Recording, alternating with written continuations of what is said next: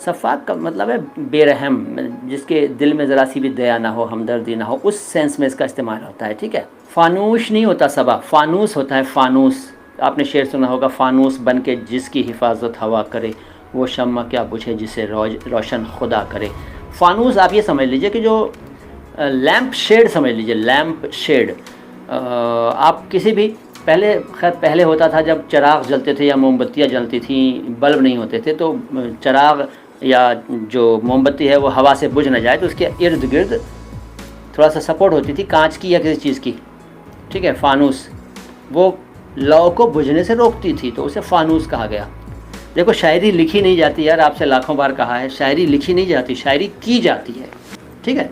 तो आप सबसे पहली बात तो यह है कि आप अभी शायरी की ABCD सीखिए, ठीक है। बहर तो बहुत आगे की चीज़ है। अगर आप अभी भी शायरी लिखना, शायरी ये सब सोचते हैं तो आप अभी ABCD सीख लीजिए। बुरा मत मानना आखिर मेरी बात का, कड़वी बोलता हूँ लेकिन सच बोलता हूँ। कई लोग नाराज़ होकर चले जाते हैं, अपना ही नुकसान करते हैं। तो बेटर ये होगा कि आप अभी मेरे कुछ वीडियोज़ हैं जिनमें शायरी की कुछ बातें, इंपॉर्टेंट टिप्स दिए गए हैं, उनको सुन लीजिए। 2-3 छोटे-छोटे वीडियोज़ हैं इसी चैनल पर, वो देख लीजिए। फिर उसके आगे ये बातें हमसे पूछिएगा, तब समझाएंगे आपको।